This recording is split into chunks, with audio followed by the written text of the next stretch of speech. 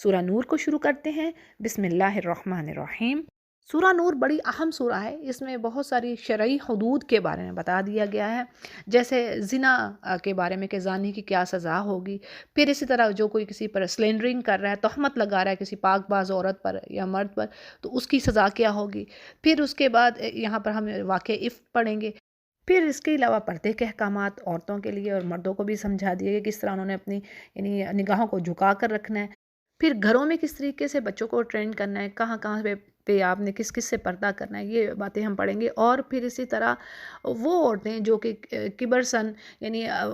بڑی عمر کو پہنچ گئی ہیں، تو ان کے لیے پردے میں کمی کے بارے میں آئے گا۔ تو یہ سورہ بہرحال ویری امپورٹنٹ، بہت اہم ہے، ٹھیک ہے جی۔ تو اس کو شروع کرتے ہیں۔ سورۃ انزلناہا وفرضناہا، یہ وہ صورت ہے جو ہم نے نازل کی۔ اب دیکھیں بات تو یہ ہے کہ تمام صورتیں اللہ ہی نے نازل کی ہیں، لیکن یہاں پر ورڈ کیوں یہ آئے؟ تو اس کا مقصد یہ ہے کہ اس میں جو اللہ نے احکامات بتا دیے ہیں، جو حدود، جو لاز ہیں، جو جن پر پنشمنٹ ہے یا جن کو جس طرح کرنا ہے، اس کی اہمیت، اس کو مزید ایمفسائز کیا ہے۔ دیٹس وائی اللہ نے یہاں پر کہا ہے کہ یہ وہ سورہ ہے جو ہم نے نازل کی، انزلناہا وفرضنا، اور فرض کر دی ہیں یہ چیزیں، ایسا ہی ہوگا۔ وہ رولز، وہ پنشمنٹس، وہ سزائیں جو اللہ نے فکس کر دی ہیں،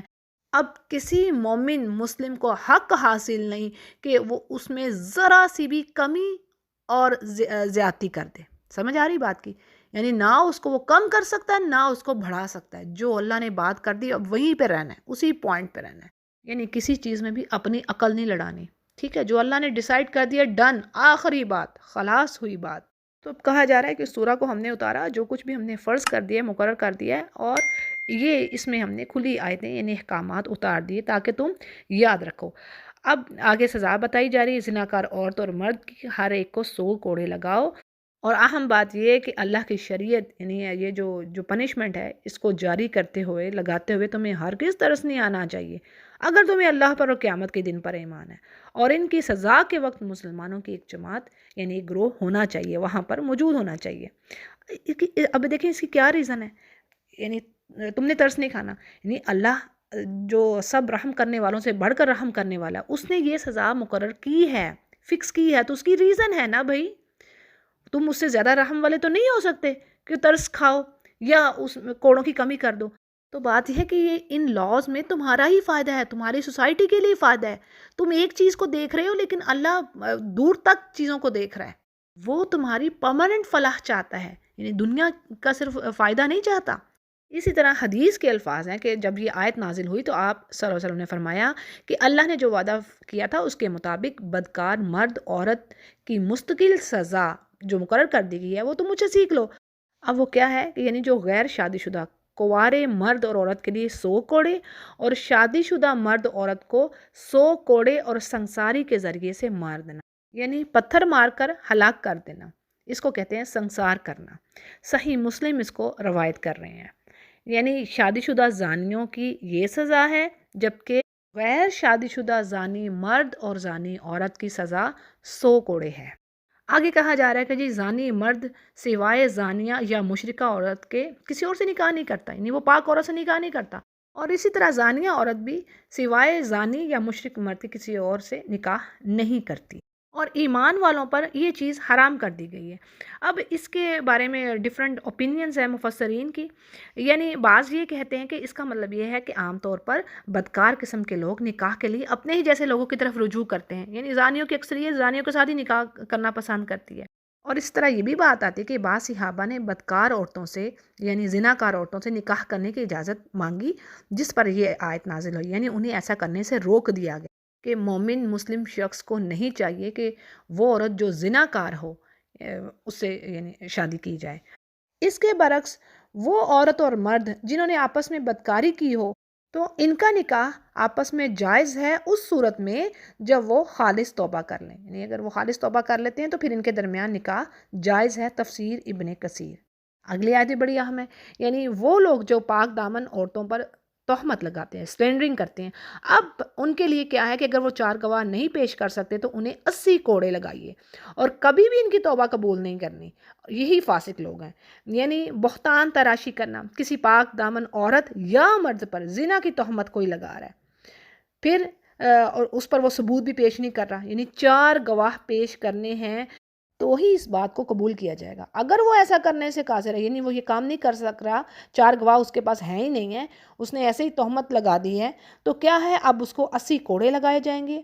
اور اس کی گواہی کبھی قبول نہ ہوگی، اور اللہ کے نزدیک وہ فاسق ہوگا۔ 3 چیزیں ہیں آیت میں آ گئی، 3 چیزیں، ٹھیک ہے، اس کے لیے یہ تو کوئی چھوٹی بات نہیں ہے۔ ہاں، اس کے بعد اگر کوئی اصلاح کر لیتا ہے، توبہ کر لیتا ہے، تو اللہ تعالیٰ بخشنے والا اور رحم کرنے والا ہے۔ یعنی توبہ سے کیا ہوگا، یہاں پہ تفسیر میں آ رہا ہے کہ توبہ سے کوڑوں کی سزا تو معاف نہیں ہوگی، ہاں توبہ سے یہ چیز ہو سکتی ہے کہ وہ اللہ کے ہاں فاسق نہیں رہے گا۔ اور بعض مفسرین کہتے ہیں کہ توبہ کے بعد ہو سکتا ہے اس کی جو گواہی ہے نا وہ بھی قبول ہو جائے نیکسٹ ٹائم کے لیے، ٹھیک ہے، یہ ہے توبہ سے ہونے والے کام۔ لیکن مفسرین کہہ رہے ہیں کہ اس کی سزا معاف نہیں ہوگی جو 80 کوڑے کہا گیا ہے۔ اور پھر بات آ رہی ہے کہ اللہ بخشنے والا اور رحم کرنے والا ہے۔ اچھا جی، اگلی آیات میں لیان کا مسئلہ بیان کیا گیا۔ لیان کا مطلب یہ ہے کہ اگر کسی مرد نے اپنی بیوی کو اپنی آنکھوں سے کسی غیر کے ساتھ بدکاری کرتے ہوئے دیکھا ہے تو وہ خود تو اس کا گواہ ہے، لیکن اس کے پاس مزید 3 گواہ نہیں ہیں جو یہ ثابت کر سکیں کہ اس کی بیوی کے کسی دوسرے شخص کے ساتھ تعلقات ہیں۔ اب اپنی آنکھوں سے دیکھ لینے کے بعد ایسی بد چلن بیوی کو تو کوئی برداشت نہیں کر سکتا، اس کے لیے ناممکن ہے۔ تو اب شریعت نے اس کا حل یہ دیا ہے کہ یہ شخص جس کی بیوی بدکار ہے وہ شخص عدالت میں یا حاکم کے سامنے جائے اور 4 مرتبہ اللہ کی قسم کھا کر کہے کہ وہ اپنی بیوی پر زنا کی تہمت لگانے میں سچا ہے، اور پھر 5ویں مرتبہ کہے گا کہ اگر وہ جھوٹا ہے تو اس پر اللہ کی لعنت، ٹھیک ہے۔ یہ چیز اگلی آیات میں بتائی جا رہی ہے، لیان کا مسئلہ۔ پھر اسی طرح اگر اس کے جواب میں یعنی خاوند کے جواب میں بیوی 4 مرتبہ قسم کھا کر یہ کہہ دے کہ یہ جھوٹا ہے، یعنی میرا شوہر جھوٹا ہے، اور 5ویں مرتبہ کہے کہ اگر اس کا خاوند سچا ہے اور میں جھوٹی ہوں تو مجھ پر اللہ کا غضب یعنی اللہ کی لعنت ہو، تو اس صورت میں وہ زنا کی سزا سے تو بچ جائے گی، لیکن کیا ہے کہ ان دونوں کے درمیان ہمیشہ کے لیے جدائی ہو جائے گی، طلاق ہو جائے گی۔ اور اسے لیان اس لیے کہتے ہیں کہ اس میں دونوں ہی فریق اپنے آپ کو جھوٹا ہونے کی صورت میں، یعنی وہ کہتے ہیں کہ اگر ہم جھوٹے ہوئے تو ہم پر اللہ کی لعنت، ٹھیک ہے، یہ اتنی بڑی قسم کھائی جا رہی ہے، اسی لیے اس مسئلے کو لیان کا نام دیا گیا ہے۔ اور آپ صلی اللہ علیہ وسلم کے زمانے میں ایسے بعض واقعات ہوئے تھے تفسیر کے مطابق۔ آگے اللہ فرماتے ہیں کہ اگر اللہ کا فضل تم پر نہ ہوتا اور اس کی رحمت، تو بات یہ ہے کہ جو جھوٹا ہو اس پر فوری اللہ عذاب نازل کر دے، لیکن چونکہ وہ رحم کرنے والا حکیم ہے اسی لیے وہ عیبوں کو چھپا دیتا ہے تاکہ اس کے بعد بھی کوئی سچے دل سے توبہ کرے تو وہ اس کی توبہ کو اللہ قبول فرما لے۔ تو اسی لیے اللہ تعالیٰ فرماتے ہیں کہ بے شک وہ تواب ہے، بہت زیادہ توبہ قبول کرنے والا اور وہ حکمت والا ہے۔ اچھا جی، اگلے پیج پر واقعہ افک بیان ہو رہا ہے۔ اب اس واقعے کی ڈیٹیل ہی میں آپ کے آگے رکھ دیتی ہوں، آیات کا جو مفہوم آ رہا ہے اس میں بات یہ ہے کہ منافقین نے عائشہ رضی اللہ عنہا کے دامن پر کیچڑ اچھالا، لیکن اللہ سبحانہ تعالیٰ نے قرآن کریم میں عائشہ رضی اللہ عنہا کی برات یعنی ان کی معصوم ہونے کے بارے میں آیات نازل کر کے ان کی پاک دامنی کا، ان کی پاکیزگی کا ثبوت دے دیا۔ واقعے کی ڈیٹیل کچھ اس طرح ہے کہ غزوہ بنی المصطلق سے واپسی پر نبی کریم صلی اللہ علیہ وسلم اور صحابہ کرام نے مدینہ کے قریب ایک جگہ پر قیام کیا۔ صبح کو جب یہ روانہ ہوئے تو عائشہ رضی اللہ عنہا کا جو ہودج تھا یعنی جس میں آپ بیٹھی ہوئی تھی، جو ان کی سواری تھی، وہ خالی تھی۔ اب قافلوں والوں نے یہ سمجھا کہ عائشہ رضی اللہ عنہا اندر ہی ہیں،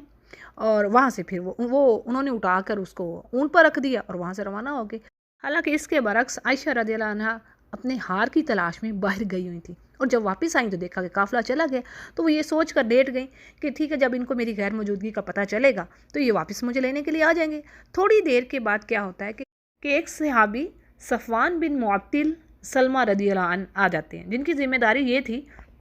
کہ وہ قافلے کی پیچھے رہ جانے والی چیزیں سنبھال لیں۔ اب انہوں نے عائشہ رضی اللہ عنہا کو حجاب کے حکم سے پہلے دیکھا ہوا تھا، انہیں دیکھتے ہی انہوں نے انا للہ پڑھا اور سمجھ گئے کہ قافلہ غلطی سے یا بے علمی سے ام المومنین کو یہیں پر چھوڑ کر چلا گیا، سو انہوں نے اپنے اونٹ پر بٹھایا اور خود نکیل تھامے پیدل چلتے قافلے کو جا ملے۔ اب منافقین نے جب عائشہ رضی اللہ عنہا کو اس طرح بعد میں اکیلے صفوان رضی اللہ عنہ کے ساتھ آتے دیکھا تو اس موقع کو انہوں نے غنیمت جانا، اور جو سردار تھا منافقین کا عبداللہ بن ابی، اس نے کہا کہ یہ تو تنہائی اور علیحدگی بے سبب نہیں ہے، اس قدر یعنی گندگی جو اس کے دل میں تھی وہ اس نے اچھالی، اور ظاہر سی بات ہے ایسی بات تو سچا مومن سوچ بھی نہیں سکتا، جو گند اس نے اچھالا۔ تو اب اس بات پر یعنی وہ دونوں بے خبر تھے اس چیز سے۔ اب کیا ہوا کہ بعض مخلص مسلمان بھی ان منافقین کے اس پروپیگنڈے کا شکار ہو گئے، یعنی انہوں نے تو ایک جال بچھایا تھا۔ اب کچھ مسلمان بھی یعنی جو ہپوکریٹ نہیں تھے لیکن وہ اس میں انوالو ہو گئے۔ اس واقعے کی پوری ڈیٹیل ہمیں صحیح احادیث میں بھی ملتی ہے۔ تو اب اس پر کیا تھا، آپ صلی اللہ علیہ وسلم پورے 1 مہینے تک، جب تک اللہ کی طرف سے برات نازل نہیں ہوئی، برات یعنی کہ اللہ تعالیٰ نے ان کی پاکیزگی کا ثبوت آیات کے تھرو نہیں دیا، تب تک سخت پریشان رہے، اور عائشہ رضی اللہ عنہا اپنی جگہ پریشان اور بے قرار، اور ان کے بارے میں ایک روایت میں جیسے آتا ہے رحیق المختوم میں کہ ان کی حالت اس طرح ہو گئی تھی جیسے کہ چوزے کے تمام پر نوچ دیے جائیں، وہ اس قدر وہ یعنی وہ آپ صلی اللہ علیہ وسلم سے بہت زیادہ محبت رکھتی تھی۔ تو اس چیز کے بعد انہیں یعنی انہیں بڑا دھچکا پہنچا، تو پھر اس پر ایسی زبردست آیات آئیں کہ تا قیامت تک اب یعنی مومنین کو بتا دیا گیا کہ تم لوگوں نے ایسی بات سوچی بھی کیسے۔ جیسے آیات میں بات آ رہی ہے کہ اللہ فرماتے ہیں یہ لوگ اتنا بڑا بہتان لائے تو یہ بھی تم ہی میں سے ایک گروہ ہے، اور اے نبی تم اپنے لیے اس کو برا نہ سمجھو، یعنی یہ یہاں پر کہہ دیا گیا بلکہ یہ تو آپ کے حق میں بہتر ہے، کیونکہ دیکھیں ایک طرف تو صدمے کے سبب آپ کو جو عظیم ثواب ملے گا، دوسرے آسمانوں سے عائشہ کی جو زبردست عظمت، جو ان کی شان اور ان کے خاندان کا جو شرف تھا، جو آنر تھا، وہ نمایاں ہو گیا، سب کو پتہ چل گیا، یعنی یہ ان کے حق میں ہی بہتر ہوا۔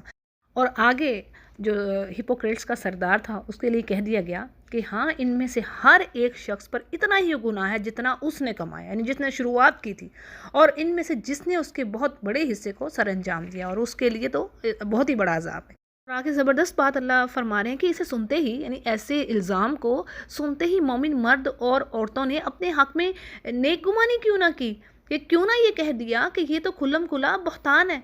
یعنی یہاں پر تربیت کی جا رہی ہے اہل ایمان کی کہ اہل ایمان تو ایک جان کی طرح ہے، تو انہوں نے کیسے یہ برداشت کر لیا کہ اپنی نبی کی بیوی پر یہ الزام لگ رہا ہے، تو یہ کیسے اس چیز کو انہوں نے گوارا کیا۔ پھر آگے کہا جا رہا ہے کہ اس پر 4 گواہ کیوں نہ لائے، اور جب گواہ نہیں لائے تو یہ بہتان باز لوگ یقیناً اللہ کے نزدیک جھوٹے ہیں۔ اور پھر کہا جا رہا ہے کہ اگر اللہ کا فضل و کرم تم پر دنیا اور آخرت میں نہ ہوتا تو یقیناً تم نے جس بات کے چرچے شروع کر رکھے تھے اس بارے میں تمہیں بڑا عذاب پہنچتا، یعنی کوئی چھوٹی بات نہیں تھی یہ۔ اور پھر آگے بات آ رہی ہے کہ جب تم اپنی زبانوں سے نقل در نقل کرنے لگے، یعنی ایک کہہ رہا تھا پھر دوسرے تک بات پہنچتی، پھر آگے بات پہنچتی، تو تم اپنے منہ سے ایسی باتیں نکالنے لگے جس کی تمہیں خبر ہی نہیں تھی، تم اس بات کو ہلکا جان رہے تھے لیکن اللہ کے نزدیک یہ بہت بڑی بات تھی، تم نے ایسی بات کو سنتے ہی کیوں نہ کہہ دیا کہ ہمیں ایسی بات منہ سے نکالنے بھی لائق نہیں ہے، یعنی ہمارے لائق ہی نہیں ہے یہ بات کہ ہم ایسی بات کو ہماری سوچوں تک نہیں آنے چاہیے، یہ بات یہاں پر کہی جا رہی ہے۔ اور اللہ تو پاک ہے، یہ تو بہت بڑا بہتان اور تہمت ہے۔ اور پھر اللہ ایمان والوں کو نصیحت کرتا ہے کہ کبھی آئندہ ایسا کام نہ کرنا اگر تم سچے مومن ہو، اور اللہ تم پر اپنی آیات واضح کرتا ہے، اور اللہ علم والا ہے اور حکمت والا ہے۔ اگلی آیت بڑی اہم ہے، اللہ فرماتا ہے کہ جو لوگ مسلمانوں میں بے حیائی پھیلانے کی خواہش رکھتے ہیں ان کے لیے دنیا اور آخرت میں دردناک عذاب ہے، عذاب علیم ان کی بات ہوئی ہے، اور اللہ سب کچھ جانتا ہے اور تم کچھ نہیں جانتے۔ دیکھیے بات یہ ہے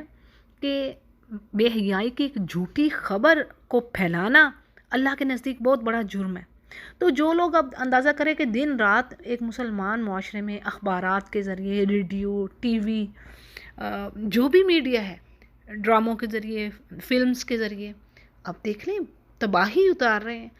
ڈراماز دیکھ لیں آپ جو آج کل چل رہے ہیں، پتہ نہیں کیا کیا بےہودگیاں دکھائی جا رہی ہیں، سمجھ نہیں آ رہی کیا کیا گند لوگوں کو دکھا رہے ہیں، تباہ کر کے رکھ دیے اخلاق، یعنی ڈراماز اور موویز اس قابل نہیں رہی کہ فیملی اکٹھے بیٹھ کے اس کو دیکھ لے۔ بات یہ ہے کہ جو یہ لوگ کام کر رہے ہیں، جو بے حیائی پھیلا رہے ہیں اس سوسائٹی میں، اللہ کے ہاں یہ کتنے بڑے مجرم ہوں گے، اور کس طرح پھر ان کی پکڑ ہوگی، ان کو احساس نہیں، اللہ کا خوف نہیں ہے۔ اچھی چیزوں پہ بھی ڈراماز بن سکتے ہیں، ہے تو سب کچھ جھوٹ ہی، لیکن کوئی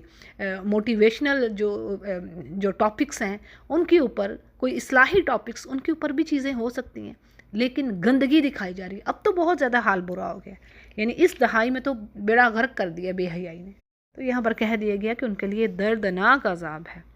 اور آگے بات آ رہی ہے پھر اگین کہ اللہ کا فضل اور رحمت اس کی نہ ہوتی تم پر تو تمہیں ضرور ہی اللہ اپنی پکڑ میں لیتا ہے۔ یعنی اللہ نے فرما دی نا، یہ بھی پڑھا قرآن کریم میں پیچھے ہی ہم نے، کہ اگر اللہ انسانوں کو ان کے گناہوں پر فوری پکڑنے لگے تو پھر تو ایک بھی نہ بچے زمین پر، سب کے سب ہی پکڑے جائیں سوائے انبیاء کے۔ تو بات یہ ہے کہ اللہ رؤوف اور رحیم ہے انسانوں پر۔ اگلی آیت میں بڑا خوبصورت میسج آ رہا ہے اور بڑی اہم بات کہ اللہ فرماتے ہیں اے ایمان والو شیطان کے سٹیپس کو فالو نہ کرو، جو شخص ان کو فالو کرے گا تو وہ تو بے حیائی اور برے کاموں کا ہی حکم دے رہا ہے، یعنی شیطان۔ اور اگر اللہ کا فضل و کرم تم پر نہ ہو تو تم میں سے کوئی بھی پاک نہ ہو، لیکن اللہ تعالیٰ جسے چاہے پاک کر دیتا ہے، اور اللہ سب سننے والا اور جاننے والا ہے۔ دیکھیں اب اس میں بات کیا ہے، پاک صاف ہونے سے مطلب سول کی پیوریفیکیشن، مقصد یہ ہے کہ جو لوگ ایک تو یہاں پر جو بات آ رہی کہ جو واقع افک میں ملوث ہونے سے بچ گئے، یہ محض اللہ کا فضل و کرم تھا۔ اگر وہ بھی دوسرے مسلمانوں کی طرح اس میں انوالو ہو جاتے اور شیطان کے داؤ میں آ جاتے تو پھر یعنی پھر انہیں کون بچا سکتا تھا؟ تو بات یوں ہے سمپل کہ یہ جو ہم نیکیاں کر رہے ہیں نا، وہ بالکل ایبسلیوٹلی اللہ کی طرف سے رحمت ہے، اس کا کرم ہے، فضل ہے کہ اس نے آپ کو اسٹرینتھ دے دی، اس نے آپ کو راستہ دکھا دیا، اس نے آپ کو جما دیا۔ تو اللہ ہم سے قبول فرما لے۔ یہ جو ہم ڈینگے مارے نا کہ ہم نے تو بڑے کام کر لیے، ہم رمضان میں روزے رکھتے ہیں، نمازیں پڑھ رہے ہیں، یہ کر رہے ہیں، وہ کر رہے ہیں، نہیں، اگر اللہ توفیق نہ دے تو ہم کسی قابل نہیں۔ تو یہ یعنی ساری کی ساری رحمت اس رب العالمین کی طرف سے، جیسے سارا کا سارا شکر اور ساری کی ساری تعریف اس کی طرف سے۔ اللہ نے کہہ تو دیا ہے اگر تم میں سے کوئی بھی پاک نہ ہو، اگر میں پاک نہ کروں تو دیکھیں نا، پکڑ ہی نہیں کرتا۔ سورہ شورا میں پڑھا نہیں تھا وَيَعْفُو عَن كَثِيرٍ، یعنی پتہ نہیں کتنے ہی گناہوں پر اللہ چھوٹ کر دیتا ہے، وہ پکڑتا ہی نہیں ان پر۔ اچھا جی، اگلی آیت ہے کہ اللہ فرماتے تم میں سے جو بزرگی اور کشادگی والے ہیں انہیں اپنے رشتہ داروں کو، مسکینوں، مہاجروں کو اللہ کی خاطر دینے سے انہیں رکنا نہیں چاہیے اور نہ ایسی قسم کھانی چاہیے، یہ مفہوم آ رہا ہے آیت کا، بلکہ اللہ کی خاطر ان کو معاف کر دینا چاہیے، درگزر سے کام لینا چاہیے۔ اور کیا تم نہیں چاہتی کہ اللہ تمہارے قصور بھی معاف فرما دے؟ بڑی خوبصورت آیت ہے اور میسج بڑا خوبصورت ہے۔ اس میں وہی واقعہ مطلب واقع افک کی بات چل رہی ہے۔ حضرت مستہ رضی اللہ عنہ جو واقع افک میں انوالو ہو گئے تھے، ٹھیک ہے نا، وہ بھی اسی الزام میں تھے۔ اب وہ فقراء مہاجرین میں سے تھے اور رشتے میں ابو بکر رضی اللہ عنہ کے خالہ زاد تھے، اسی لیے ابو بکر رضی اللہ عنہ ان کے کفیل اور یعنی ان کی معاش کی ذمہ داری انہوں نے اٹھائی ہوئی تھی۔ جب یہ حضرت مستہ عائشہ رضی اللہ عنہا کے خلاف اس مہم میں آئے تو ابو بکر صدیق کو سخت صدمہ پہنچا، جو ایک فطری یعنی ایک نیچرل کام تھا کہ ان کی بیٹی کے اگینسٹ ہو گئے وہ۔ اب انہوں نے غصے میں آ کے ابو بکر صدیق نے قسم کھا لی کہ میں آئندہ مستہ کو کوئی فائدہ نہیں دوں گا، یعنی میں اب ہاتھ کھینچ رہا ہوں اس سے۔ تو ابو بکر صدیق کی یہ قسم جو گرچہ انسانی فطرت کے تو مطابق ہی تھی، تاہم یعنی ان کا جو بلند کردار تھا، جو اللہ کی نظر میں ان کا جو آنر تھا، جو رتبہ تھا، اللہ نہیں چاہتے تھے کہ یعنی وہ وہاں سے نیچے آئیں اس رتبے سے، یہ بھی اللہ ان کے لیے فضل چاہتے تھے۔ تو اللہ کو یہ بات مطلب پسند نہیں آئی اور پھر یہ آیت نازل کی کہ بھی غلطیاں تم سے بھی تو ہوتی ہیں اور تم بھی تو چاہتے ہو کہ اللہ تعالیٰ تمہیں معاف کرے، تو پھر تم بھی دوسروں کے ساتھ اس طرح معافی اور درگزر کا معاملہ کرو۔ تو اس بیان سے ابو بکر صدیق رضی اللہ عنہ اتنے متاثر ہوئے کہ انہوں فوراً پکار اٹھے کہ کیوں نہیں اے ہمارے رب، ہم ضرور چاہتے ہیں کہ تو ہمیں معاف فرما۔ اور اس کے بعد انہوں نے اپنی قسم کا کفارہ ادا کر کے حسب جس طرح یعنی مستہ کی وہ مالی سرپرستی کر رہے تھے وہی شروع کر دی۔ ایون بعض مفسرین کہتے ہیں کہ انہوں نے اس کو دگنا کر دیا اللہ کی خاطر۔ اچھا جی، اگلی آیت بھی بڑی اہم کہ اللہ فرماتے جو لوگ پاک دامن بھولی بھالی ایمان والی عورتوں پر تہمت لگاتے ہیں، الزام لگاتے ہیں، تو ایسے لوگ دنیا میں لعنت زدہ ہیں اور ان کے لیے بڑا بھاری عذاب ہے، اور جبکہ ان کے مقابلے میں ان کی زبانیں اور ان کے ہاتھ پاؤں ان کے اعمال کی گواہی دیں گے قیامت کے روز۔ اسی طرح اللہ تعالیٰ انہیں پورا پورا بدلہ اور حق انصاف کے ساتھ دے گا، اور وہ جان لیں گے کہ اللہ تعالیٰ ہی حق ہے اور وہی ظاہر کرنے والا ہے۔ اسی طرح آگے بات آ رہی ہے کہ خبیث عورتیں خبیث مردوں کے لائق ہیں اور خبیث مرد خبیث عورتوں کے لائق ہیں، اور پاک عورتیں پاک مردوں کے لیے ہیں اور پاک مرد پاک عورتوں کے لیے ہیں، اور ایسے پاک لوگوں کے متعلق جو کوئی بکواس کرے گا تو وہ ان سے بالکل یعنی بری ہیں، وہ جو پاک لوگ ہیں وہ ان بہتان سے بری ہیں۔ پھر آگے کہا جا رہا ہے ان کے لیے بخشش ہے، یعنی ان پاک لوگوں کے لیے بخشش ہے اور عزت والی روزی ہے۔ اگلی آیات میں بھی کچھ ایڈوائزز ہیں بڑی خاص ایمان والوں کے لیے کہ کس طرح دوسروں کے گھروں میں جانا ہے، آنا ہے، کس طرح پھر ان کو یعنی اگر جب کوئی انٹر ہو رہے ہیں تو آپ نے سلام بھیجنا ہے۔ تو ڈیٹیل دیکھتے ہیں جی۔ اللہ فرماتے ہیں اے ایمان والو اپنے گھروں کے سوا اور گھروں میں نہ جاؤ جب تک کہ اجازت نہ لے لو، یعنی اجازت لے کر دوسرے گھروں میں جایا جائے اور وہاں کے رہنے والوں کا سلام کرو، یہی تمہارے لیے بہتر ہے تاکہ تم نصیحت حاصل کرو۔ اسی پر حدیث ہے آپ صلی اللہ علیہ وسلم کی کہ آپ کا یہ معمول تھا کہ 3 مرتبہ آپ اجازت طلب فرماتے، اگر کوئی جواب نہیں آتا تو آپ واپس لوٹ آتے، اور یہ بھی آپ کی عادت تھی کہ اجازت طلبی کے وقت آپ دروازے کے دائیں یا بائیں جانب کھڑے ہوتے تاکہ ایک دم سے بے پردگی کا امکان نہ رہے۔ صحیح بخاری اس کو روایت کرتے ہیں۔ اسی طرح آپ صلی اللہ علیہ وسلم نے دروازے پر کھڑے ہو کر اندر جھانکنے سے نہایت سختی سے منع کیا ہے، حتیٰ کہ اگر کسی شخص نے جھانکنے والے کی آنکھ پھوڑ دی تو آپ نے فرمایا کہ اس پر کوئی گناہ نہیں ہے۔ بخاری اس کو روایت کرتے ہیں، یعنی کتنی بڑی بات ہے یہ کوئی چھوٹی چیزیں نہیں ہیں، یہ سب مینرز ہیں، اخلاق کی باتیں ہیں۔ آگے اللہ فرما رہے ہیں کہ اگر وہاں تمہیں یعنی اگر تم اب کسی گھر میں گئے ہو وہاں تمہیں کوئی بھی نہ مل سکے تو پھر اجازت لیے بغیر اندر نہ جاؤ، اور اگر تم سے کہا جائے کہ تم لوٹ جاؤ تو تم لوٹ جاؤ، یعنی یہ تمہارے لیے پاکیزہ بات ہے، جو تم کر رہے ہو اللہ خوب جانتا ہے۔ پھر آگے ایک ایکسیپشن دی جا رہی ہے، وہ کیا؟ ہاں اگر غیر آباد گھروں میں جہاں تمہارا کوئی فائدہ یا اسباب یعنی اس میں یہ چیز آ رہی ہے کہ ایسی جگہ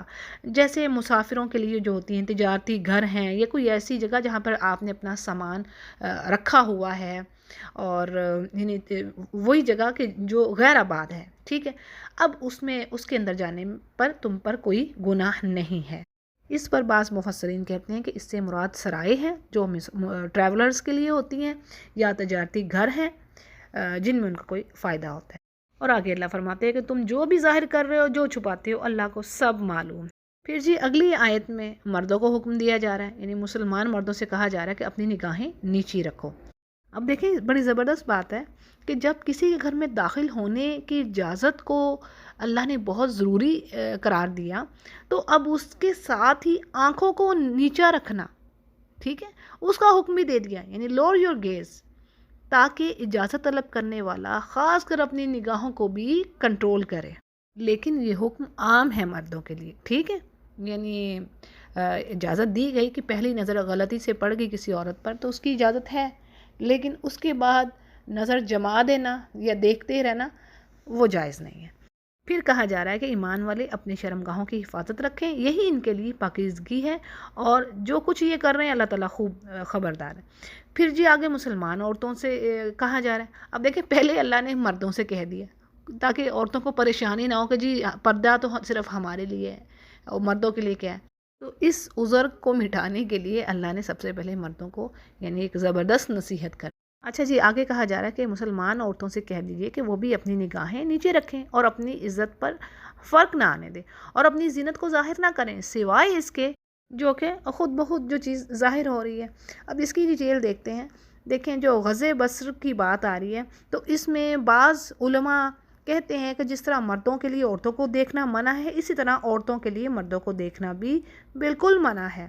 اور بعض علماء یہ کہتے ہیں کہ اگر عورت بغیر شہوت کے مردوں کو دیکھے تو اس کی اجازت ہے، ٹھیک ہے جی۔ اور اس میں وہ دلیل دیتے ہیں کہ حضرت عائشہ رضی اللہ عنہا کا حبشیوں کا کھیل دیکھنا، صحیح بخاری اس واقعے کو روایت کرتے ہیں۔ تو بہرحال یہ 2 رائے ہیں جی۔ اس کی مزید اگر آپ ڈیٹیل دیکھنا چاہیں تو احسن البیان میں ایک اور واقعہ بھی بتایا گیا ہے، ٹھیک ہے جی۔ تو آگے چلتے ہیں، اب زینت کی بات دیکھتے ہیں کہ زینت سے کیا چیز اللہ فرما رہے ہیں کہ زینت باہر نہ دکھاؤ، تو اس سے مراد عورت کا وہ لباس اور زیور، دونوں چیزیں جو عورتیں اپنے حسن کو اپنے آپ کو بیوٹیفائی کرنے کے لیے مزید نکھار کے لیے پہنتی ہیں، یعنی لباس بھی آ گیا اور زیور بھی، ٹھیک ہے، یعنی جس کی تاکید کی گئی ہے کہ اپنے شوہروں کے سامنے وہ کریں۔ تو اسی لیے کہا گیا کہ اپنے اوپر جلباب، یعنی اسکالرز کے نزدیک جلباب یعنی جیسے کہ عبایا ہے وہ پہننا فرض ہے، ضروری ہے عورت کے لیے۔ اسی طرح یہ بات کہ جو چیز خود بخود ظاہر ہو جائے، یعنی اس سے مراد جسم کا وہ حصہ ہے یا وہ بیوٹی ہے جس کا چھپانا یا پردہ میں رکھنا ممکن نہیں ہے، جیسے کوئی چیز پکڑاتے ہوئے یا لیتے دیتے ہوئے ہاتھوں کا دکھ جانا، ہتھیلیوں کا دکھ جانا، یا آنکھوں کا ظاہر ہو جانا، یا ہاتھوں پہ لگی مہندی کا نظر آنا، تو یہ سب جو ہے یہ ایسی زینتیں ہیں یعنی جن کا اگر اظہار ہو بھی جائے تو یہ اس پر ایسی کوئی پکڑ نہیں ہے۔ پھر آگے کہا جا رہا ہے کہ اپنے گریبانوں پر اپنی اوڑھنیوں کو ڈالے رکھیں، یعنی سر، گردن، سینے اور چھاتی کا پردہ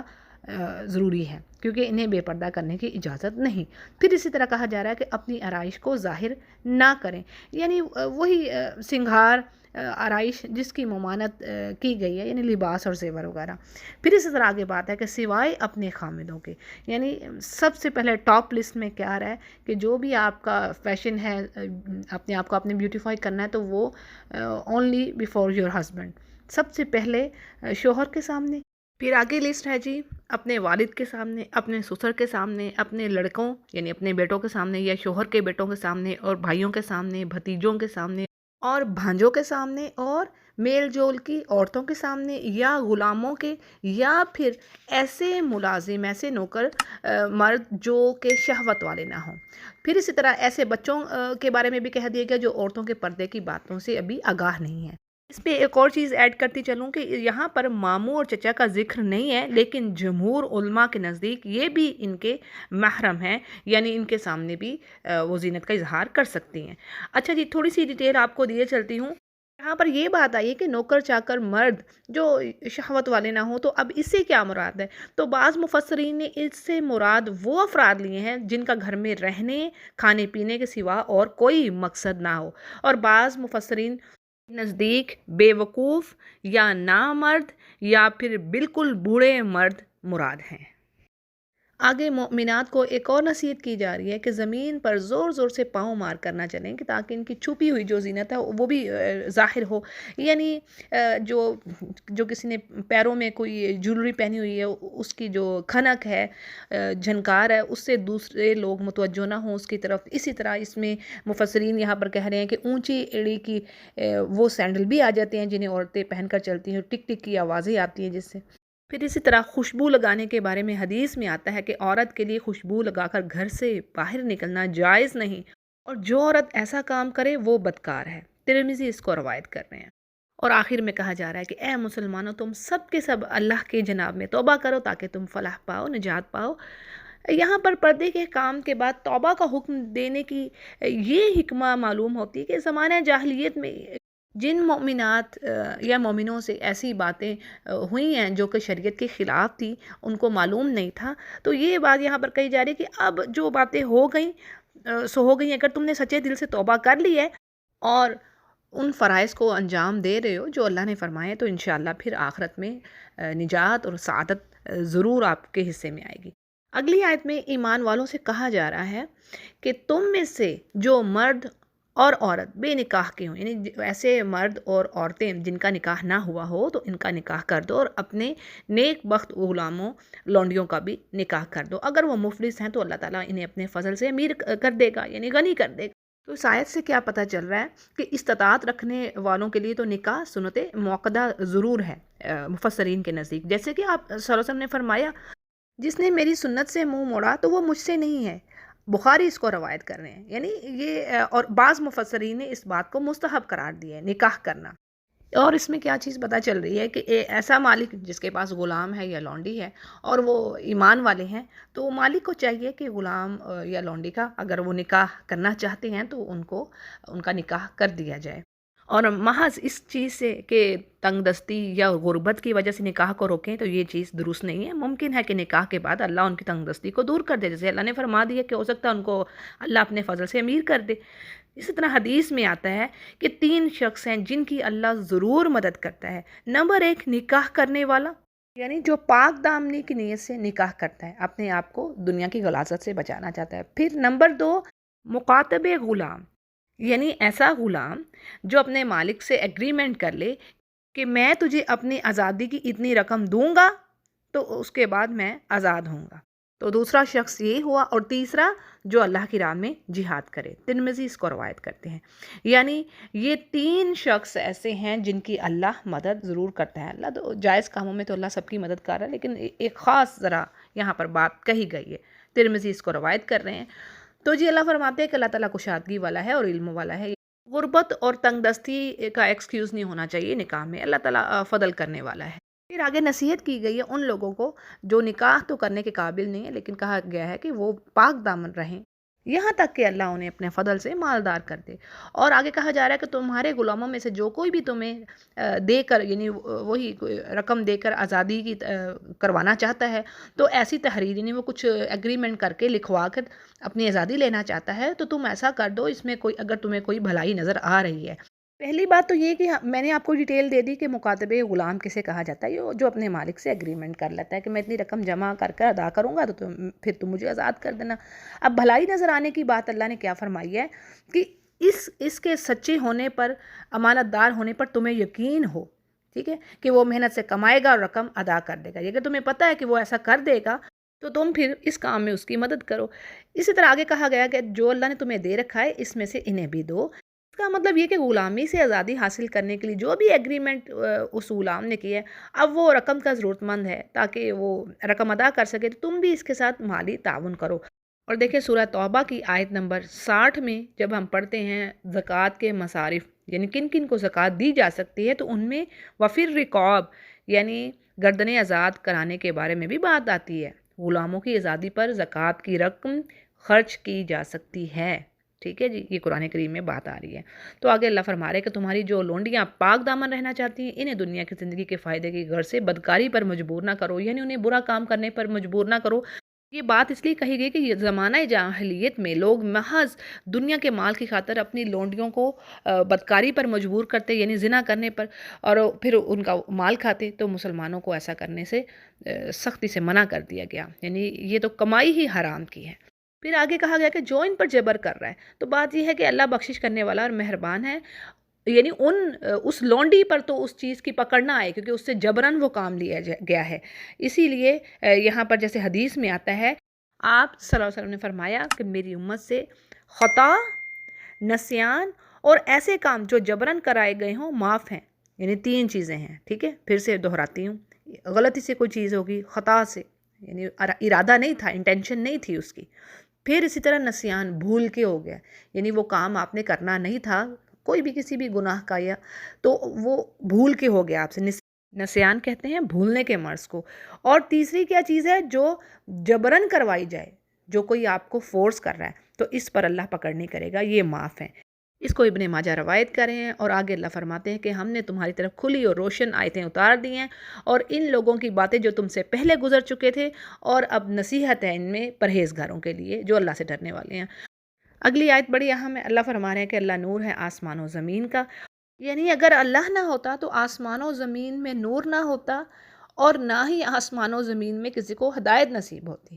تو بس اللہ تعالیٰ ہی آسمان و زمین کو روشن کرنے والا ہے، اور اس کی یہ کتاب بھی نور ہے، اور اس کا رسول بحیثیت صفات کی وہ بھی نور ہے۔ یعنی ان دونوں کے ذریعے سے اللہ سبحانہ تعالیٰ انسانوں کی تاریک زندگیوں کو روشن کرتا ہے۔ سورۃ البقرہ میں بات آتی ہے نا، آیت نمبر 257 میں، کہ اللہ ولی ہے، ایمان والوں کا دوست ہے، اور ان کو نکالتا ہے من الظلمات الی النور، یعنی ان کو اندھیروں سے نکال کر روشنی کی طرف لے کے جاتا ہے۔ اور اس کے برعکس جو کافر ہیں وہ شیطانوں کے دوست ہیں، اور شیطان کیا کرتا ہے؟ ان کو روشنی سے اندھیروں کی طرف لے جاتا ہے۔ آیت کے اگلے حصے کا مفہوم آپ کے سامنے رکھتی ہوں۔ یہاں پر ایک پرسونیفیکیشن کے طور پر بات آ رہی ہے، یعنی مثال دے رہے ہیں اللہ تعالیٰ مومن کے دل کی، اور اس کے دل میں جو ایمان، ہدایت اور نور ہے، یعنی ایمان کا جو نور ہے، یعنی مومن کا دل گویا ایک چراغ ہے، ٹھیک ہے، اور جو روشنی ہے وہ ایمان کی روشنی اس کے اندر ہے، ٹھیک ہے۔ اب وہ کس طرح ہے، اس کے بارے میں پڑھتے ہیں کہ اللہ فرماتے ہیں کہ ایک طاق میں ایک چراغ ہو، اور چراغ شیشے کی قندیل میں ہو، یعنی اس کے اراؤنڈ شیشہ ہو۔ اب اس میں ایک بابرکت درخت کا ایسا خاص تیل ڈالا گیا ہے کہ اس کو آگ دکھانے کی ضرورت ہی نہیں ہے، اس کے بغیر ہی خود بخود وہ روشن ہو جائے، یعنی ساری روشنیاں اس ایک طاق میں جمع ہو گئیں، جیسے ایک مرکز ہو گئی نور کا۔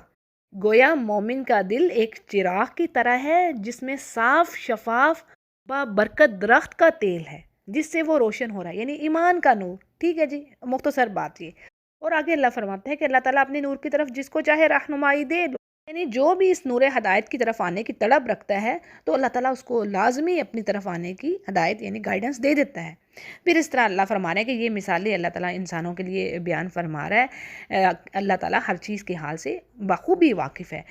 پھر اگلی آیت میں کہا جا رہا ہے کہ یہ جو قندیلیں ہیں، یعنی یہ جو چراغ ہیں، جو قندیلیں ہیں، ایسے گھروں میں ہیں جن کے بارے میں حکم دیا گیا ہے کہ انہیں بلند کیا جائے، ان میں اللہ کا ذکر کیا جائے. اب اس سے مراد کون سے گھر ہیں؟ اس سے مراد اللہ کے گھر مساجد ہیں. اور اسی لیے کہا گیا کہ مساجد کو گندگیوں سے، لغویات سے پاک رکھنا چاہیے اور ان کو زیادہ سجانے آراستہ کرنے سے بھی منع کیا گیا ہے. یعنی مقصد کیا ہے مسجد میں؟ اللہ کی عبادت. اور کیا کہا گیا کہ وہاں پر اللہ کے بندے اللہ کی تسبیح بیان کرتے ہیں صبح و شام. تو تسبیح سے مراد یہاں پر نماز ہے، یعنی جو صبح اور شام اہل ایمان اللہ کی رضا کی خاطر پڑھتے ہیں. اچھا جی، آگے بات آ رہی ہے کہ ایسے لوگ، یعنی یہاں پر کوالٹی بیان ہو رہی ہے مومنین کی، کہ ایسے لوگ جنہیں تجارت اور خرید و فروخت اللہ کے ذکر سے غافل نہیں کرتی. اور کیا صفت ہے ان کی؟ کہ وہ نماز قائم کرتے ہیں، زکوٰۃ دیتے ہیں اور ڈرتے ہیں اس دن سے جس دن بہت سے دل اور آنکھیں الٹ پلٹ ہو جائیں گی. اب دیکھیں کیا بات پتہ چل رہی ہے ہمارے لیے، اس میں کیا لیسن ہے کہ کہا تو اب رجال کی بات ہے، کیونکہ معاش کی ذمہ داری اللہ نے مردوں پر ڈالی ہے، اور ظاہر ہے مسجدوں میں بھی رجال ہی نے جانا ہے. عورتوں کو بھی مساجد میں جانے کی اجازت ہے، لیکن ظاہر ہے اللہ نے ان پر فرض نہیں کی یہ چیز. تو لیسن کیا ہے مردوں کے لیے اور عورتوں کے لیے بھی؟ ٹھیک ہے، یہ میں بات کہوں گی کہ کوئی بھی خرید و فروخت ہو رہی ہے، کوئی لین دین ہو رہا ہے، سب کام چھوڑ دیں اگر نماز کا وقت ہو گیا. ٹھیک ہے، یعنی اگر ایسا ہو رہا ہے کہ نماز کا وقت جا رہا ہے اور آپ کسی چیز میں مشغول ہیں، تو ہمیں یاد رکھنا چاہیے کہ وہ چیز ہمیں فائدہ نہیں دے گی، وہ خسارے کی طرف ہی لے کے جائے گی. یقین جانیے یہ بات ہے. مردوں کے لیے زیادہ ہے اس چیز میں، ظاہر انہوں نے ڈیلنگز کرنی ہے، ایگریمنٹس کرنے ہیں لوگوں سے، لین دین کرنا ہے. تو لیکن اس میں یہ کہا گیا کہ بھائی اللہ کے بندے تو وہی ہیں جو اپنے اس کام سے غافل نہیں ہوتے، یعنی اللہ کے ذکر سے. اور آگے اللہ فرماتے ہیں تاکہ اللہ ان کو اجر دے جو انہوں نے اچھے کام کیے ہیں، یعنی ایسے ایمان والوں کو، اور ان کو اپنے فضل سے مزید بڑھایا کر دے. اور اللہ جس کو چاہے بے حساب رزق دینے والا ہے. پھر آگے کافروں کی بات کہی جا رہی ہے کہ جنہوں نے کفر کیا ان کے اعمال ایسے ہیں جیسے کہ سراب. اب دیکھیں سراب کی مثال بڑی زبردست یہاں پر آئی ہے. سراب اس چمکتی ہوئی ریت کو کہتے ہیں جو دور سے سورج کی روشنیوں کی وجہ سے پانی نظر آتی ہے. یعنی ایسا لگتا ہے کہ پانی ہے لیکن پانی نہیں ہوتا ہو. جو لوگ سفر کرنے والے ہوتے ہیں ان کو آئیڈیا ہے اس چیز کا کہ اکثر اوقات جو روڈ ہوتی ہے وہ بھی جب چمک رہی ہوتی ہے تو وہ کوئی اور ہی یعنی پانی لگ رہی ہوتی ہے. ٹھیک ہے، تو یہی چیز یہاں پر آ رہی ہے. اب دور سے جو آ رہا ہوتا ہے اس کو وہ جو ریت ہے وہ پانی کی طرح نظر آتی ہے. تو اسی طرح کافروں کے اعمال ہیں، ان کو اگرچہ اچھے لگ رہے ہوتے ہیں، انہوں نے چیریٹی کی ہے، فلاحی کام کیا ہے، پتہ نہیں کیا کچھ کیا ہے، لیکن جب وہ اللہ کے سامنے جائیں گے تو کچھ نہ پائیں گے. اللہ ان کے اعمال کو ذروں کی طرح اڑا کر رکھ دے گا. کہاں سے یہ بات ہمیں پتہ چل رہی ہے؟ سورۃ الفرقان میں آیت نمبر 23، جہاں پر اللہ فرما رہے ہیں وَقَدِمْنَا إِلَىٰ مَا عَمِلُوا مِنْ عَمَلٍ فَجَعَلْنَاهُ حَبَاءً مَنْثُورًا. یعنی وہ ہمارے پاس اعمال اپنے لے کے آئیں گے اور ہم انہیں ان کے اعمال کو بنا دیں گے ذرے. حبا کا ورڈ پڑھا تھا ہم نے کہ وہ ذرے جو بعض اوقات کمرے میں اندھیرا ہو اور کہیں سے کھڑکی سے آپ دیکھ لیں کہ روشنی آ رہی ہو، تو اس میں ایسے ذرے نظر آتے ہیں کہ جن کو آپ ہاتھ سے پکڑنا چاہیں تو وہ پکڑ ہی نہ سکیں. تو اللہ ایسا کر دے گا ان کے اعمال کو. وجہ کیا؟ کیونکہ انہوں نے اللہ کی خاطر نہیں کیے نا، تو شرک کیا اللہ کے ساتھ. جو اس نے شرک کیا اس کے سارے اعمال غارت. یہ اللہ نے کہہ دیا ہے، قرآن کریم میں یہ بات آ گئی حبطت اعمالہم. ٹھیک ہے جی، تو یہ زبردست مثال اللہ نے یہاں پر دے دی کافروں کے لیے. اور آگے کہا جا رہا ہے کہ اللہ اس کا پھر اسے پورا حساب دے گا، اور اللہ بہت جلد حساب لینے والا ہے. اور پھر بات کہی جا رہی کہ ان کی مثال ان اندھیروں کی سی ہے جو نہایت گہرے سمندر کی تہہ میں ہو. یعنی جو سمندر کی ڈیپتھ ہے اس میں ڈارکنس ہے، اندھیرا ہے، اور جس کے اوپر تلے پھر یعنی موجیں آ گئی، یعنی کہ اوپر کلاؤڈز ہیں. ایک تو سمندر کی جو ڈیپتھ ہے اس میں بھی اندھیرا، پھر اس کے اوپر کلاؤڈز ہیں، یعنی سورج بھی نہیں ہے، بادل چھائے ہوئے ہیں، اور ویوز بھی ہیں. تو اب کیا ہے؟ اندھیروں پہ اندھیرے، ایک لیئر پر ایک لیئر چڑھی ہوئی ہے اندھیرے کی. اور کہا گیا ہے کہ جب اپنا ہاتھ بھی انسان اس ڈیپتھ میں نکالے، یعنی سمندر کی ڈیپتھ میں، تو انسان اپنے ہاتھ کو ہی نہیں دیکھ پاتا. تو اسی طرح ان کافروں کے لیے یہاں پر دوسری مثال بھی آ گئی کہ یہ ساری زندگی اندھیروں میں ہی پڑے رہے، کفر و دلالت کی اندھیری راتوں میں رہے. اور بات یہ ہے کہ جس کو اللہ نور نہ دے تو اس کے پاس کوئی روشنی نہیں ہو سکتی، یعنی دنیا میں ایمان اور اسلام کی روشنی تو نصیب نہ ہوئی تو آخرت میں اب کہاں سے نور ملے گا؟ ٹھیک ہے، تو اب دیکھیں سب سے پہلی بات جو پچھلے پیج پہ پڑھی تھی، اللہ نور السماوات، یعنی ہدایت بھی کیا ہے؟ نور ہے، اللہ نور ہے، اللہ ہی تو ہدایت دے رہا ہے انسانوں کو، تو جب وہ نور ہی نہیں ہوگا تو پھر کیا ہوگا؟ پھر تو اندھیرے ہی ہیں۔ آگے کائنات کے بارے میں اللہ فرما رہے ہیں کہ کیا آپ نے دیکھا نہیں کہ ہر چیز اللہ کی تسبیح بیان کر رہی ہے، جو کچھ بھی آسمانوں اور زمین میں ہے، اور جو پرندے ہیں وہ پر پھیلائے یعنی اڑ رہے ہیں وہ بھی اللہ کی تسبیح بیان کرتے ہیں، اور ہر ایک کو علم ہے، ہر ایک جانتا ہے اس کی نماز اور تسبیح۔ یعنی اب دیکھیں یہاں پر کیا بات ہے کہ اللہ نے تمام مخلوقات کو یہ علم دے دیا کس طرح انہوں نے اللہ کی عبادت اور اس کی تسبیح کرنی ہے، یعنی عالمہ صلاۃ صلاۃ عبادت، لیکن انسان کو اس چیز کا شعور نہیں ہے، اور آگے کہا جا رہا ہے کہ اللہ ہی کے لیے ہے بادشاہت زمین و آسمان کی، اور اسی کی طرف تم سب لوٹائے جاؤ گے۔ اگلی آیت میں بارش بجلی کے بارے میں بات کہی جا رہی ہے کہ کیا آپ نے دیکھا نہیں کہ اللہ تعالیٰ بادلوں کو چلاتا ہے، پھر انہیں ملاتا ہے، پھر انہیں تہ بتہ کر دیتا ہے، یعنی لیئرز میں کر دیتا ہے، پھر آپ دیکھتے ہیں کہ ان کے درمیان میں سے بارش یعنی ہوتی ہے۔ پھر آگے کہا جا رہا ہے کہ وہی ہے جو آسمان کی جانب سے اولوں کے پہاڑ میں سے اولے برساتا ہے۔ اب مفسرین کہہ رہے ہیں اس کا ایک مطلب تو یہی ہے جو کہا گیا کہ بھی آسمان میں اولوں کے پہاڑ ہیں جن سے اولے اللہ برساتا ہے، اور دوسرا مطلب یہ بھی ہو سکتا ہے کہ بلندی کے معنوں میں بات آ رہی ہے، ٹھیک ہے، یعنی بڑے بڑے ٹکڑے پہاڑوں جیسے۔ پھر آگے کہا گیا ہے جی کہ یہ اولے اور بارش بطور رحمت جن پر چاہتا ہے اللہ برساتا ہے، اور جن پر نہیں چاہتا ہے، جن سے ہٹانا چاہتا ہے وہاں پر نہیں چیز وہ ہوتی۔ پھر آگے کہا جا رہا ہے کہ بادل سے نکلنے والی بجلی کی چمک ایسی ہوتی ہے گویا وہ آنکھوں کی روشنی کو ہی لے جائے، یعنی دیکھیں اس میں بھی اللہ تعالیٰ نے یہ بھی کہا ہے نا کہ جو بجلی ہے وہ بھی اللہ کی تسبیح بیان کرتی ہے، سورہ رعد میں یہ بات آتی ہے، اور اس میں بھی یعنی اللہ کی نشانی ہے، خوف بھی ہے، اور اس میں فائدے بھی اللہ نے رکھے انسانوں کے لیے بجلی سے جو کڑکتی ہے۔ پھر اللہ تعالیٰ دن اور رات کو آپس میں عدل بدل کرتا ہے، اور آنکھوں والوں کے لیے اس میں یقیناً بڑے لیسن ہیں، یعنی یہ کائنات کی تمام نشانی ہے، سائنس ہے کہ ہاں اس کو بنانے والی ذات بڑی زبردست ہے، جو سمجھ رکھے لیسن لے ان چیزوں سے۔ اگلی آیت میں بات کہی گئی ہے کہ تمام کے تمام چلنے والے جاندار اللہ تعالیٰ نے پانی ہی سے پیدا کیے ہیں، اور یہ بات ایک اور جگہ پر بھی قرآن کریم میں آئی کہ اللہ نے ہر چیز کو جو جاندار ہے پانی سے پیدا کیا اسے، اور بعض جاندار تو ایسے ہیں جو اپنے پیڑ کے بل چلتے ہیں، یعنی جیسے سانپ، مچھلی، ریپٹائلز جو کہہ لیں جنہیں، ٹھیک ہے، اور اس طرح جو حشرات وغیرہ بھی یعنی انسیکٹس جو ہیں۔ پھر اسی طرح بعض پاؤں پر چلتے ہیں جیسے انسان اور پرندے، پھر اسی طرح کچھ ایسے ہیں جو چار پاؤں پر چلتے ہیں جیسے چوپائے وغیرہ حیوانات جو اینیملز ہیں، اور اللہ جو چاہتا ہے پیدا کرتا ہے۔ اللہ فرما رہا ہے اللہ ہر چیز پر قادر ہے، اور بے شک ہم نے یہ روشن اور واضح آیتیں اتار دی ہیں انسانوں کے لیے، تو اللہ جس کو چاہے سیدھی راہ دکھا دے، بات وہی جو طلب رکھے گا۔ یعنی اگلی آیات میں منافقین کے بارے میں ذکر ہے کہ اللہ فرماتے ہیں یہ منہ سے تو کہہ رہے ہیں کہ ہم رسول پر ایمان لاتے ہیں، اللہ پر ایمان رکھتے ہیں، لیکن ان میں سے ایک فرقہ اس کے بعد پھر جاتا ہے اور یہ ایمان والے ہے ہی نہیں، یعنی یہ ہپوکریٹس ہیں، زبان سے تو اظہار ہے لیکن دل میں ایسا ہے نہیں ہے۔ پھر جب ان کو اس بات کی طرف بلایا جاتا ہے کہ بھی اللہ اور اس کا رسول جو تمہارے جھگڑے ہیں ان میں فیصلہ کرتا ہے، تو ان میں سے ایک جو گروہ ہے وہ اس چیز سے منہ موڑ جاتا ہے، یعنی پیچھے ہٹ جاتا ہے، اور اگر انہیں یقین ہو کہ جو عدالت نبوی سے فیصلہ آئے گا ان کی حق میں ہی ہوگا تو پھر تو بڑے فرما بردار ہو کر آ جائیں گے۔ اور اللہ فرماتے ہیں کہ کیا ان کے دلوں میں بیماری ہے یا شک شبے میں یہ پڑے ہوئے ہیں، یا انہیں اس بات کا ڈر ہے کہ اللہ اور اس کا رسول ان کا کوئی حق مارے گا، ان کی کوئی حق تلفی ہو جائے گی، یعنی ان کو ایمان ہی نہیں تھا رسول پر، بات یہ ہے، اور یہ ہیں ہی گنہگار یعنی ظالم ہے۔ اب اس کے برعکس کیا بات ہے، ایمان والے کیسے ہیں؟ جب ان کی یہ بات ہے کہ جب انہیں بلایا جاتا ہے کہ آؤ اللہ اور اس کا رسول تمہارے جھگڑوں میں فیصلہ کر دے، تو وہ کہتے ہیں کہ ہم نے سنا اور مان لیا، یعنی یہ ہے فرما برداری ایمان والوں کی۔ تو اللہ فرماتے ہیں یہ لوگ کامیاب ہونے والے ہیں،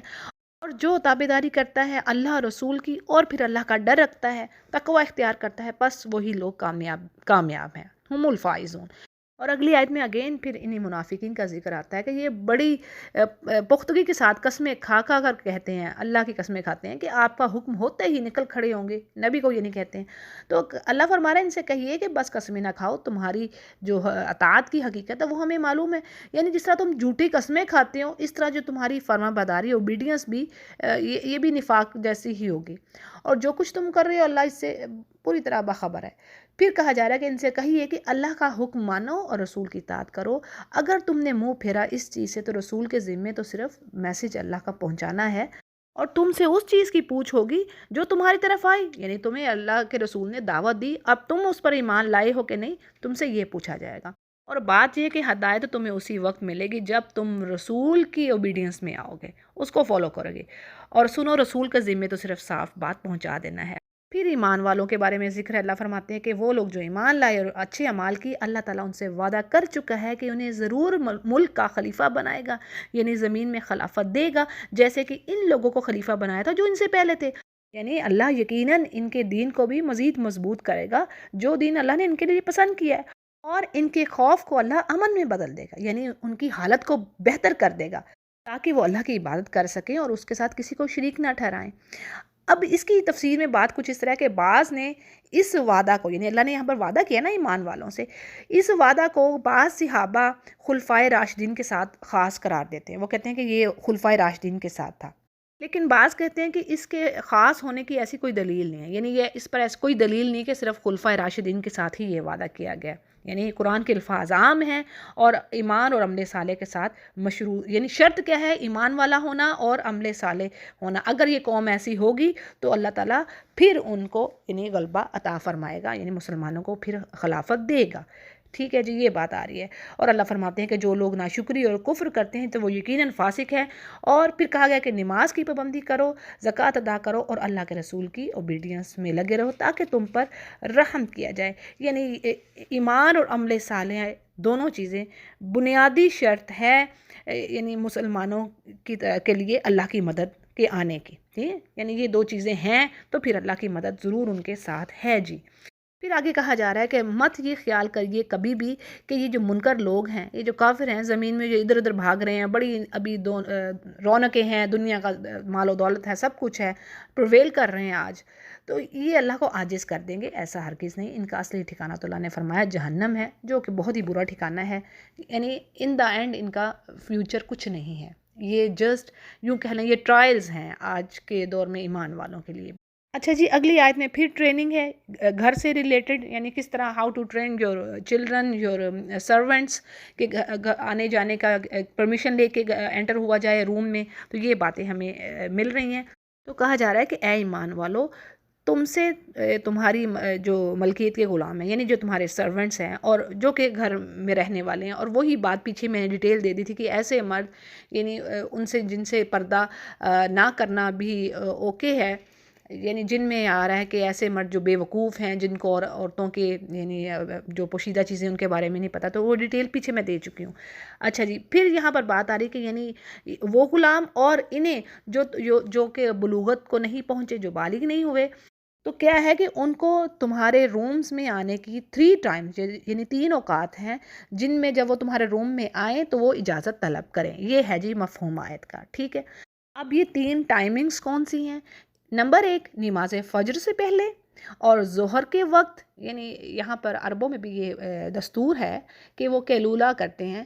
دوپہر کے بعد تھوڑا سا آرام کرنا، ٹھیک ہے جی۔ نماز فجر سے پہلے، ظہر کے وقت جب تم اپنے کپڑے اتار رکھو، اور عشاء کی نماز کے بعد، تو یہ تینوں ٹائم ایسے ہیں پردہ کے، ٹھیک ہے۔ اور اللہ فرما رہے ہیں ان وقتوں کے علاوہ تم پر کوئی گناہ نہیں ہے، نہ ان پر کوئی گناہ ہے، یعنی تمہیں بار بار آپ ایک دوسرے کے پاس آنا جانا ہے، بکثرت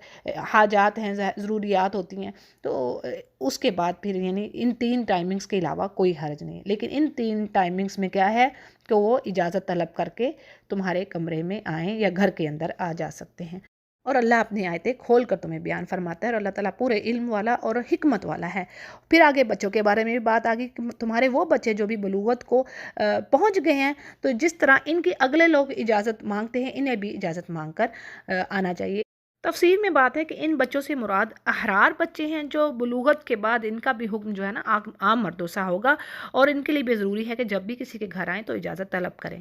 پھر آگے اللہ فرماتے ہیں کہ میں اپنی آیتیں تمہیں